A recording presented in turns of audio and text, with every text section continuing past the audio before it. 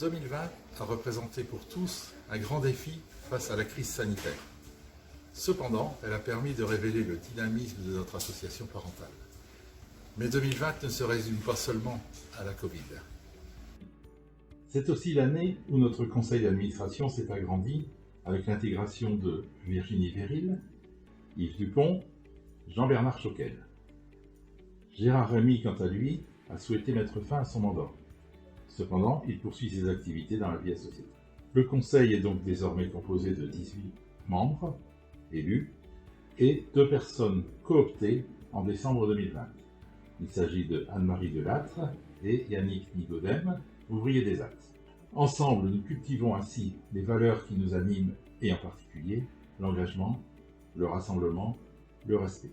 Nous faisons rayonner, vivre ces valeurs par le biais de notre participation aux commissions des usagers, au conseil de surveillance des établissements de santé du territoire, au conseil d'administration, la DUGES, Flandre-Pas l'Habitat, la GUR, le Bateau-Feu, la CPAM. Au CCAS de nombreuses villes du territoire, les renouvellements se sont effectués après les dernières élections municipales.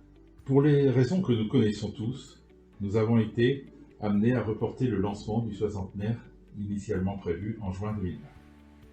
Si les conditions nous le permettent, l'année des 60 ans débutera le 13 septembre 2021 jusqu'au 13 septembre 2022. En 2021, nous lancerons courant février le premier module du programme d'intégration des nouveaux administrateurs, en partenariat avec une API. En avril, nous projetons d'ouvrir le 3e cycle de formation VRS aux administrateurs et à leurs conjoints. Nous poursuivons également nos actions en collaboration avec une API, consistant à militer auprès des ministères pour défendre et améliorer les droits des personnes en situation de handicap. Mes remerciements à tous les parents et les bénévoles qui s'investissent au quotidien pour faire vivre notre projet associatif global. En 2021, plus que jamais, la société doit s'ouvrir à accepter la différence. Nous tous, membres de la société civile, nous devons y contribuer. C'est ce que les professionnels et les partenaires de notre association réalisent au quotidien, en soutenant nos projets et nos actions. Pour cela, je les en remercie très sincèrement. Bien qu'un virus ait occupé nos esprits et nos activités, 2020 ne s'est pas limité au contexte sanitaire.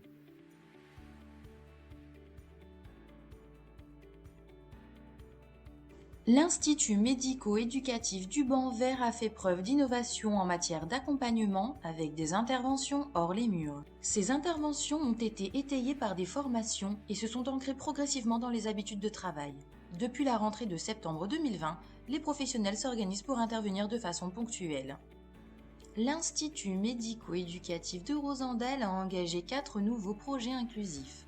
Ils permettent aux enfants de s'inscrire en tant qu'acteurs dans la dynamique des infrastructures du Dunkerquois. Les thèmes portent sur le sport, la culture, le droit commun et la santé.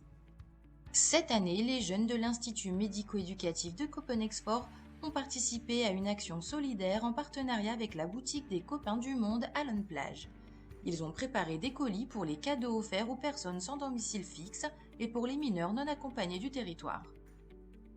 L'Institut médico-éducatif dunkerquois a réalisé des travaux au sein de son internat. Le foyer d'accueil médicalisé Le Relais des Mouères a réalisé un atelier d'entraînement au vote.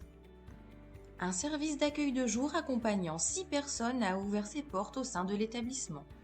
Et enfin, la structure offre désormais 3 places en habitat inclusif permettant le retour de 3 personnes accompagnées en Belgique originaires de Dunkerque. Les personnes du service d'accompagnement à l'autonomie ont participé au projet Label Épicerie en tant que bénévoles. En février 2020, la résidence de Wulf a organisé une chapelle à l'occasion du carnaval.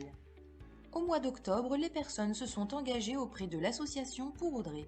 Les coussins fabriqués permettent de soulager les douleurs post-opératoires de femmes atteintes du cancer du sein. L'équipe des Espaces Verts du Rex-Melaine réalise des activités avec le Centre d'éducation nature du Outland à Wormhout. Les actions portent sur l'embellissement d'extérieur ou aide sur petits chantiers. Les centres d'habitat du littoral dunkerquois ont ouvert une nouvelle résidence appelée Clos du Chapeau Rouge à Tétéghem. Les travaux de la nouvelle blanchisserie ont débuté en 2020. D'autre part, l'établissement a également obtenu le renouvellement des certifications MAS et RABC. La démarche inclusive évolue aux ateliers du littoral dunkerquois de Grande-Synthe. L'équipe maintenance hygiène des locaux est présente sur 2 nouveaux marchés en entreprise, à savoir la Polyclinique de Grande-Synthe et l'Institut André Dutrex. En 2020, l'atelier facile à lire et à comprendre a été choisi par le syndicat des eaux du Dunkerquois pour faire traduire son site internet en FALC. À l'occasion du lancement de ce dernier, une conférence de presse a été organisée au sein des ateliers du littoral dunkerquois de Tétéghem. Le service d'accompagnement en milieu ordinaire a poursuivi l'accompagnement en 2020 grâce à un financement obtenu de la part de l'UNAPEI. Le SAMO a pu organiser un atelier de socio-esthétique dans le respect des règles sanitaires. L'association a été marquée par de nombreux événements en 2020. Le projet Ma Santé Ça Me Regarde a obtenu le label Droit des usagers. Le club Tétéghem Entreprendre a fait un don de 5000 masques à l'association. Le conseil départemental du Nord a offert 13 tablettes et l'association a créé des applications en FALC telles que YouTube et Facebook. En octobre, l'association a participé à la 6e édition des Journées territoriales des aidants. Cette année, les actions de sensibilisation se sont déroulées en ligne sur les marchés. L'association a démarré un projet de recherche sur l'habitat inclusif en partenariat avec la Boutique des Sciences et le laboratoire Psytech. Cette année, continuons à œuvrer et vivons 2021 de manière aussi dynamique et entreprenante.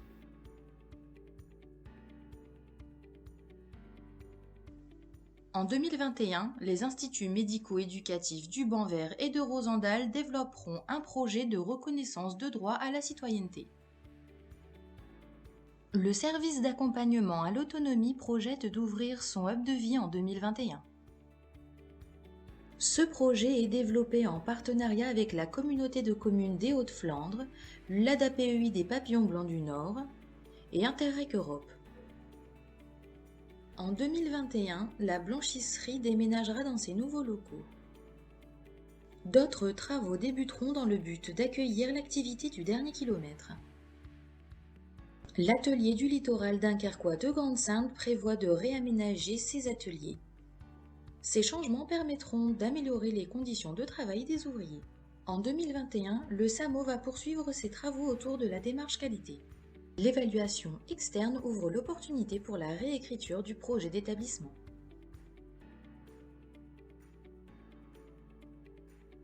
On a monté un joli webinar qui avait duré 4 jours, c'était en juin 2020, et il a fallu qu'on fasse appel à des témoignages très intéressants. Évidemment, on a fait appel aux Papillons Blancs de Dunkerque qui nous ont donné un immense coup de main, et ça a été une très très belle réussite. Très très bon souvenir en 2020, cette collaboration entre l'IRTES, Siluran Littoral et la PEI Dunkerque.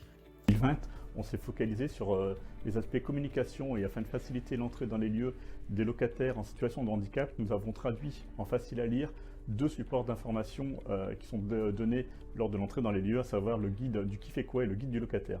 Les professionnels de l'INDAR sont intervenus en complément des professionnels des Papillons Blancs de Dunkerque pour accompagner des personnes positives à la Covid. Vivement que nous puissions mener d'autres actions communes comme ceux que nous avions fait en 2019 en proposant des ateliers de sport adaptés.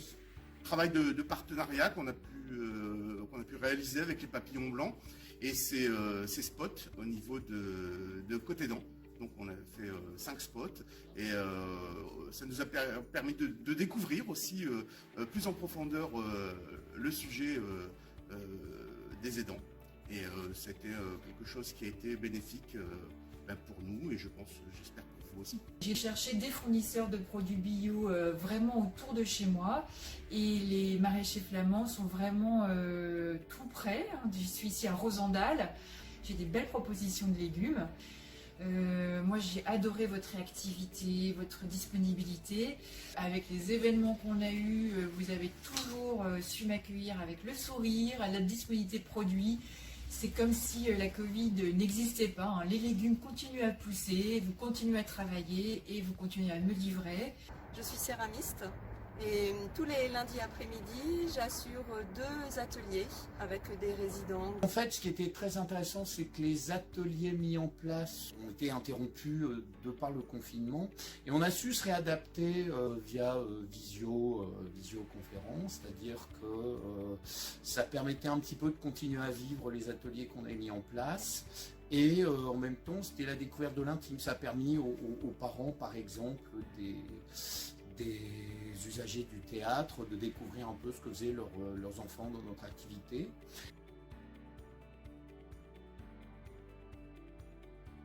Alors sur l'année 2021, ça y est, on a déjà démarré, on a un projet qui est en cours et un projet ambitieux quand même et qui donne un projet aux usagers des papillons blancs. Donc on les associe sur 2 thématiques. Et la première thématique qui est le déménagement de notre activité de soins longue durée. Et deuxième projet qui est qu'on ait une équipe de peintres, des papillons blancs, qui va participer à la rénovation du 5e étage. Un projet assez intéressant dans lequel il s'agirait d'habitat inclusif. Comment essayer de traduire en formation la prise en charge de personnes à leur domicile dans une logique d'habitat inclusif. Un joli chantier qui peut nous amener un petit peu loin en 2021, mais sur lequel l'APEI Dunkerque est partant et l'IRTS également, bien entendu. En 2021, je souhaite travailler 2 projets. Un projet qui est la traduction du site internet en facile à lire. Et le deuxième sujet, c'est de faire un bilan et de mettre en œuvre des préconisations pour lever tous les freins à l'entrée dans les lieux locataires en situation de handicap. La DAR Flandre-Maritime a obtenu des financements pour proposer des temps de répit aux parents d'enfants âgés de moins de 20 ans. C'est un besoin réel que nous avons identifié depuis quelques années avec les papillons blancs de Dunkerque. Les temps de répit peuvent être de courte ou de longue durée. Il peut s'agir par exemple de s'accorder une après-midi pour faire les magasins, prendre soin de soi, mais aussi des temps plus longs, comme par exemple partir en week-end en amoureux. En 2021, j'espère continuer sur la bonne lancée de 2020 et puis continuer à proposer les légumes qui sont cultivés par les équipes ATT Game dans l'épicerie Maison Jouve de Rosendal.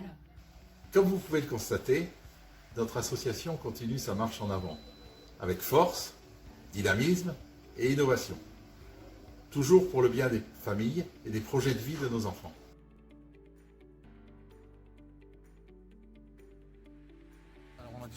On a dû bien sûr adopter un protocole particulier pour se protéger des contaminations, mais on n'a pas perdu beaucoup en temps de travail. Les équipes sont revenues mi-mai et on a repris une cadence à peu près normale. La seule différence, c'était qu'il y avait le protocole à respecter. Pour l'année 2021, j'espère que la situation sanitaire s'améliore un petit peu et qu'on puisse se retrouver entre amis, avoir la santé qui va avec et passer de bons moments de convivialité. On a fait du collège qu'il m'a envoyé tous des devoirs. Rester chez nous, enfermés quoi. Au niveau des sorties, c'était pas facile non plus. On avait hâte de reprendre le travail quoi. Et la psychologue, nos encadrants, ils nous appelaient une fois par semaine pour savoir si tout allait bien. En 2020, on a été fort perturbé avec le Covid. Parce que moi, ça m'a fort perturbé. Le CAT, il a été fermé. Et moi, ça m'a beaucoup dérangé. Parce que moi, j'aime pas. J'ai fait avec, mais j'étais obligé de rester chez moi. Allez, on se fait en vacances à la campagne. 2021, j'espère que tout le monde aura une bonne santé et beaucoup de boulot pour tout le monde. Quand j'étais chez moi, je m'ennuyais. Et là, pour l'instant, on a du travail. Super le travail. Là, en ce moment, je suis bien dans l'atelier. Et je suis ravie. Ça perturbe le travail. On espère que ça va partir, le virus va partir en fait. J'aimerais bien qu'on enlève le masque parce qu'à force on en a marre d'en porter souvent. J'aimerais bien qu'on reprenne une vie normale comme on fait comme avant. J'aimerais bien refaire des sorties, aller au cinéma, pour pouvoir sortir sans attestation bien sûr.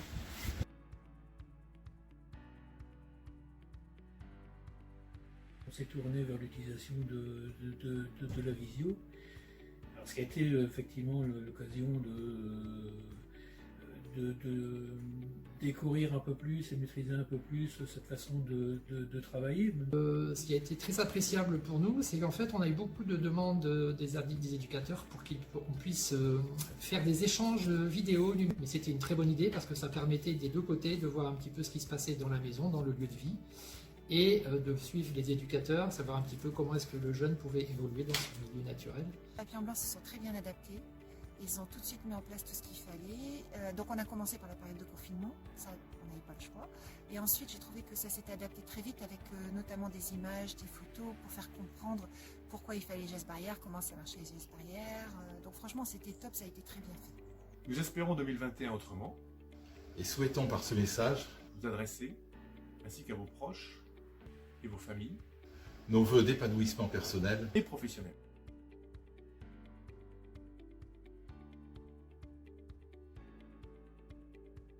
Bonne année. Bonne année, bonne santé. Bonne année. Bonne année à tout le monde, meilleurs vœux. Bonne année 2021. Bonne année, bonne santé. Bonne année. Bonne année 2021. Bonne année. Bonne année. Bonne année. Bonne année. Bonne année. Bonne année, bonne santé et meilleurs vœux. Bonne année à tous. Bonne année, bonne santé. Beaucoup de bonheur. Bonne année à tous. Une très bonne année 2021. Et une bonne année, bonne santé. Bonne année à tous. Une bonne et heureuse année 2021. Une bonne année, bonne santé et beaucoup de d'autres bonnes. Bonne année. Bonne année. Bonne année, bonne santé. Bonne année à tous. Bonne année. Bonne année. Bonne année. Et puis garder espoir et profiter en fait des joies de la vie. On va s'en sortir tous ensemble. Et vivons ensemble.